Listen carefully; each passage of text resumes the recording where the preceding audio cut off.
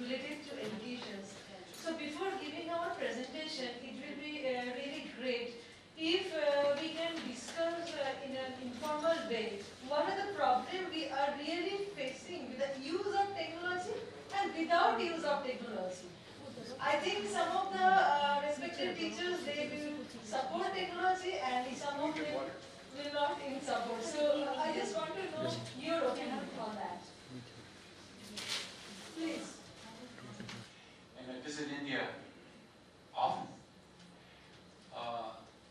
You know, when President Trump said that the United States will lead the COP21 agreement, which was done in Paris in 2015, which was an agreement by all countries of the world to start acting to reduce court to sue the US government for threatening their future by allowing irremediable, very damaging climate change. And these young people are going to court in Oregon. Okay? Not a small thing. It was not easy to get standing. You know what I mean, standing? Yeah. Could that happen in India? Could the same response occur in India? Absolutely. It could. We have pressure groups that work very actively. Who work like that. Absolutely. Sue the government. No, they have not sued the government yet so far. But that's not... Well, it's a pretty big move to sue the US government. No, they have not sued the government. Decided at the village level? Everywhere. Everywhere. Yeah. What about, I mean, Prime Minister Modi did not take India out of the climate accord, okay, but a big powerful country. What will Donald Trump contribute to your Republic Day? It's just about, I feel, a connect between countries. It's Big nothing about... example, and I think the United States at this point is a very poor example to the world in almost every endeavor. Donald Trump is trashing everything the previous president did, especially in the area of environment. You know, he took the...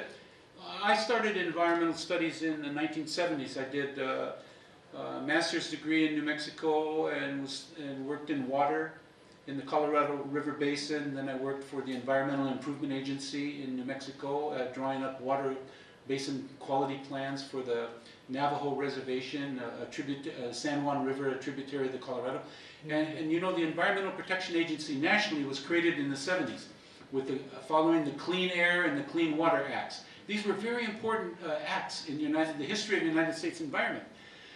And now Trump has come along and he just said the Environmental Protection Agency will almost not exist. And he just cleaned out the website and they would not allow the scientists who are part of the EPA to testify in meetings and to offer their scientific analyses of situations. And they were not even allowed to use the word science in communicating to... Do you understand that? I mean, this is dictatorial to the degree of fascism. If you're going to start burning books and banning scientists and excluding studies and saying that you can't even use certain language, I don't know where that goes. So anyway, he's done that to the Environmental Protection Agency. And also then Obama had a clean energy plan, you know, try to reduce the... We have a huge number of power plants, you know, coal-fired power plants, surely more than any other country. Well, I don't think people realize that. We have a lot of nuclear plants, but we have a lot of coal-fired too. So Obama wanted the gases released from those plants reduced by a certain percentage, you know, between now and 2024, 30, or something, you know. That was Obama's big clean energy plan. Now Trump has trashed that. You know, anyway, it goes right down the line. So there's quite a reaction on the part of people at, could be city level, state level, regional level. It could include a carbon tax. Could include a cap and trade program, such as in California. You know, California, if you want to know where America is going in environmental issues, watch California, because they're usually ahead of the game. And they usually kind of set the standard and then other parts of America follow.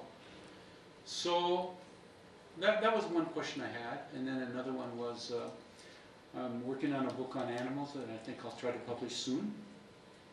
And you know, it was partly a response to what happened when the elephant Raju was liberated, I believe in Lucknow or Allahabad, by SOS Wildlife. From its mother and dominate it and brutalize it until it's docile and will submit to anything. Is it true?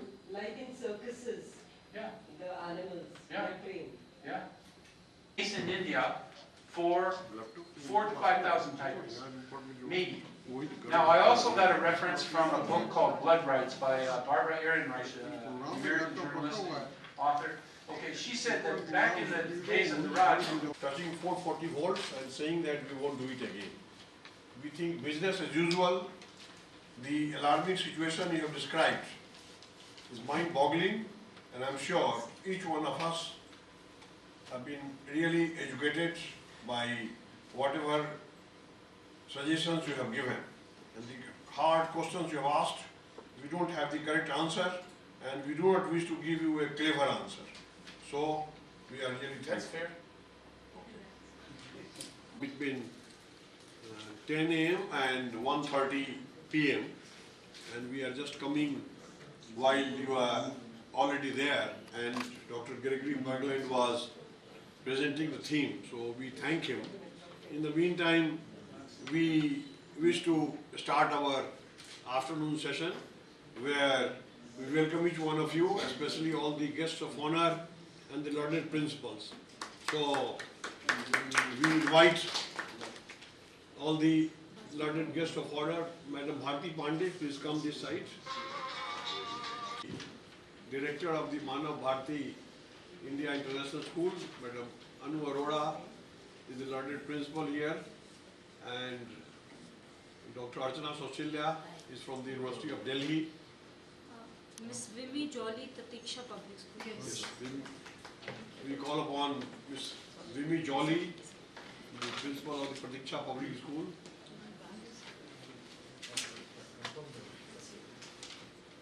Do we have other principals also present here? They are all representatives. Very good. We also have great pleasure in inviting Brigadier Professor Dr. R.C. Pathak, who is our special guest of honor, coming all the way from Pune, who is a renowned technocrat.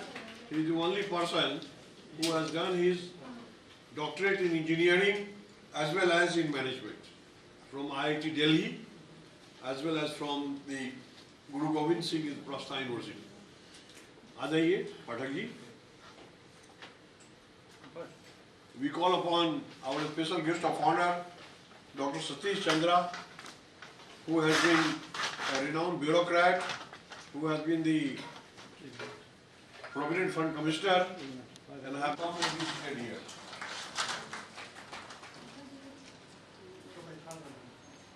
So friends, with these words, now we wish to inform each one of you that in this session, which is dedicated especially for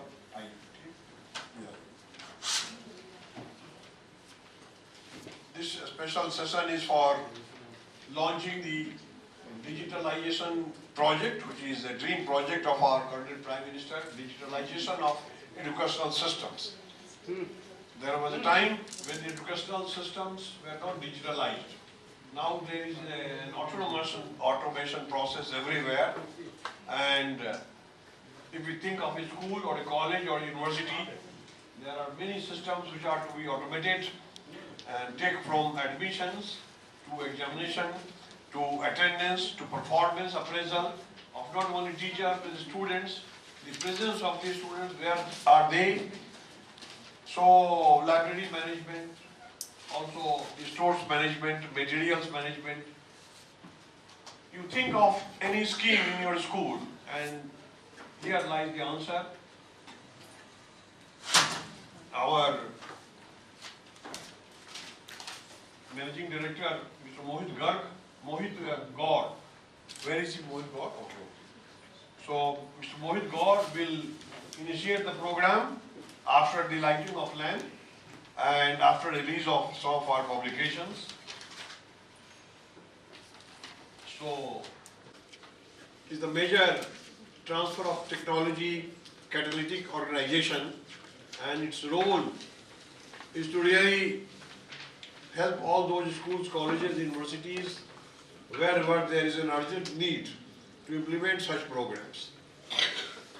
The number of students may not matter, it may start from 100 and maybe about 20,000, 50,000 students in the universities. In schools generally there are 2,000 to 4,000 students and about 50 to 300 teachers. So the package can take care of such heavy loads. In the morning we had the learned Governor of Tripura, Professor Kaptan Singh Solanki, who was the Governor of Haryana, but he was transferred to Tripura, from where he came all the way because he had consented to inaugurate, and in his inaugural speech he has presented a master plan paradigm as to how to really ask the schools, colleges and universities and their teachers, professors, the vice chancellors and chancellors, with a view to having a cleaner India as well as a cleaner world. For that matter, we have discussed about all the strategies regarding the Swachh Bharat Abhiyan, as also the strategies for cleanliness, hygiene and sanitation. All those items have been discussed. We will touch upon those points also, but in particular we'll discuss of the digitalization process, and the salient feature will be the real questions. Our panelists and the guests of honor and other experts who are present here will be asking and giving their own suggestions. Looking for that photo page. Trophy animals. There's a page of photos. Okay. Yeah. Thank you. Thank you. Thank you, sir. Madam Principal Anu Arora.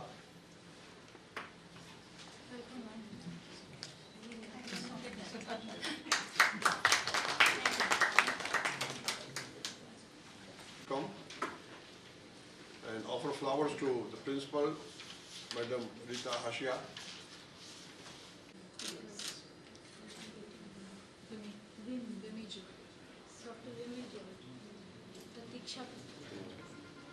Yes.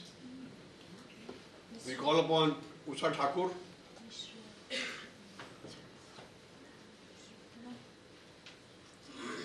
To offer flowers to Madam Vimi, the principal of the Diksha Public School.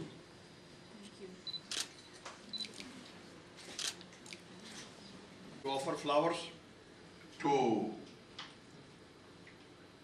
Dr. Archana Saushalya, our guest of honor. Teaching political science in the University of Delhi. Maintaining the concept of Guru Shishya Parampara, I am wearing. Okay. Satish Chiranjeev, please. To offer flowers to Professor Dr. Brigadier R.C. Pathak.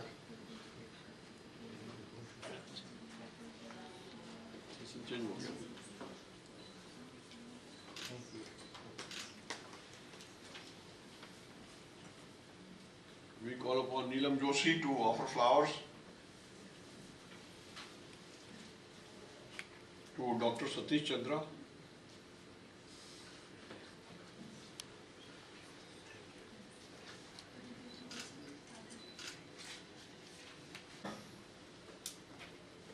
Lighting of the traditional Indian wall lamp.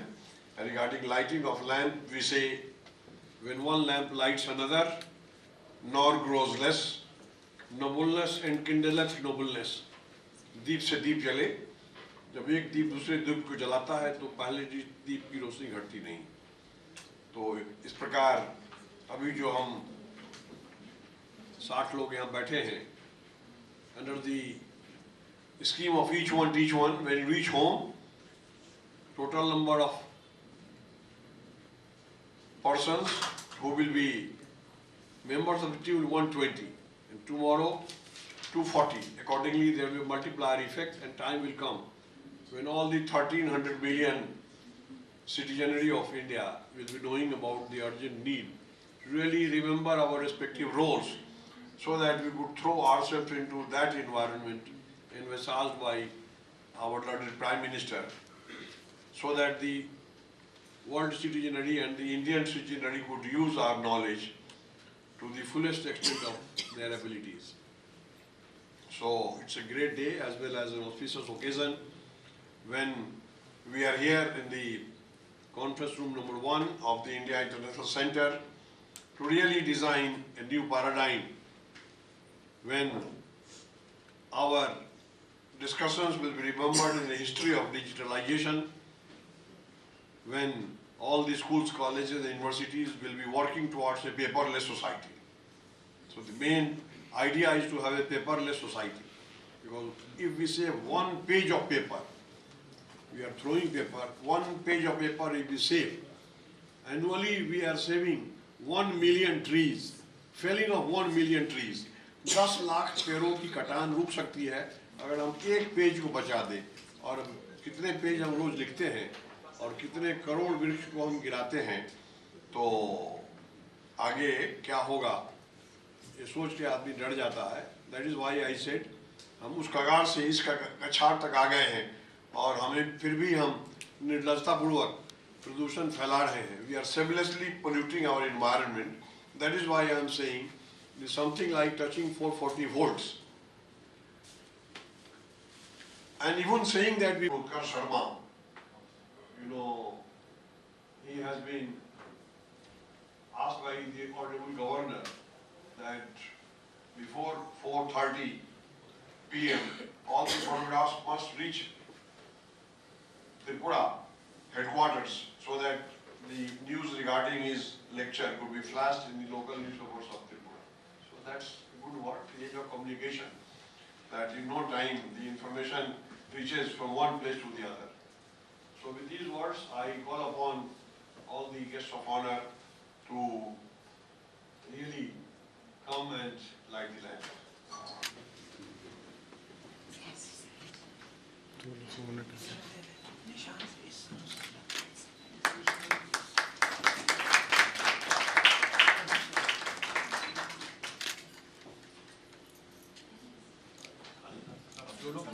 अब दोनों कर दीजिए सारे. चलिए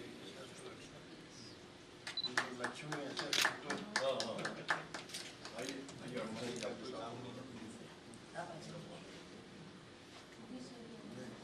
आइए सतीश आइए.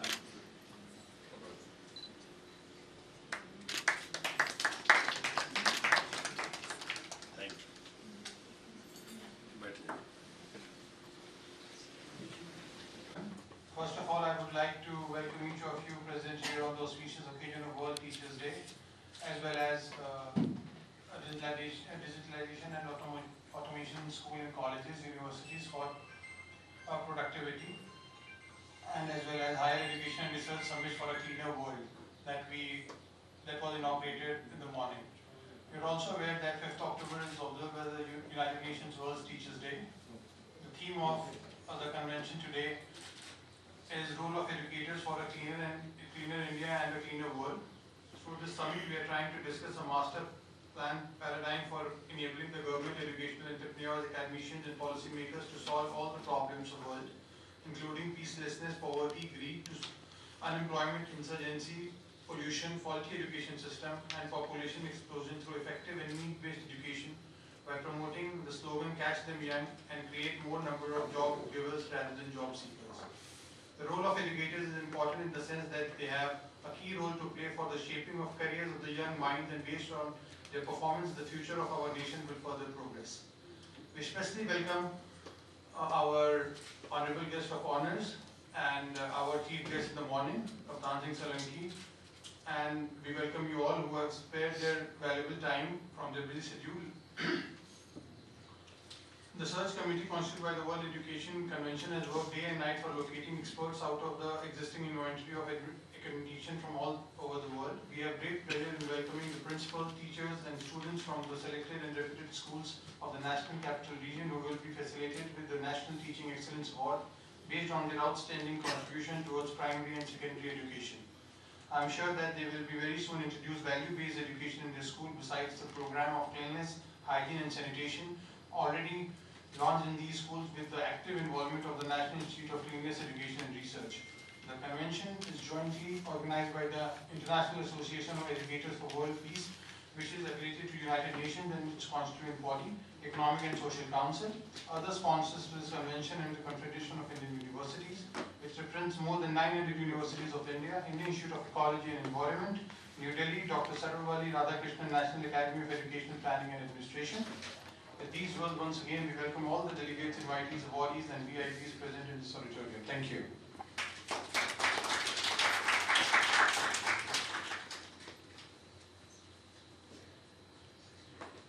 Confederation of Indian Universities, the Confederation of Young Leaders, the SGAG Technologies and the National Institute for Cleanliness Education and Research have joined hands together to organize this important higher education summit. And the theme is very close to my heart because till recently I was heading the Swachh Bharat Abhiyan project of the ruling party, Bharatiya Janata Party, and Dr. Trivedi has captured the right moment because on 2nd October we observed the 150th anniversary of the father of the nation, Mahatma Gandhi. So obviously I'm not an expert on the issue of digitalization, but obviously as I can say a few words on the agenda, that is the Swachh Bharat Abhiyan. So it is a matter of great satisfaction that after 70 years we have a Prime Minister who is talking about sanitation from the ramparts of Red Fort. We have had Prime Ministers who talked about GDP, the foreign policies and all, but after 70 years we have a leader who is talking about sanitation from the ramparts of Red Fort. And when I was the media president at University of Delhi, the same year the Honorable Prime Minister initiated the Swachh Bharat Abhiyan. So being the head of the media cell at University of Delhi, I initiated an initiative called Mission SFI. And under the Mission SFI, I initiated Campus SFI Abhiyan, and where more than 70 colleges they participated every week and they contributed Shramdan, as the Prime Minister called for, being Swachhagrahis. And inspired by Professor Trivedi, we initiated the Confederation of Young Leaders. I met Professor Trivedi 2 months back and we were just having a normal chat, and he said that we have Confederation for industries, we have Confederation for universities, but India being a young country, more than 65% of the population is youth, so why not have a Confederation for Young Leaders? So we have recently established this new institution called as the Confederation of Young Leaders, and we are working with different arms of government, including embassies and high commissions, and we have been organizing different youth dialogues with different embassies stationed in Delhi, including Serbia, Botswana, Venezuela, Azerbaijan, Canada, China, and so on and so forth. So thank you once again for inviting me. It's a occasion, and I look forward for the deliberation ahead.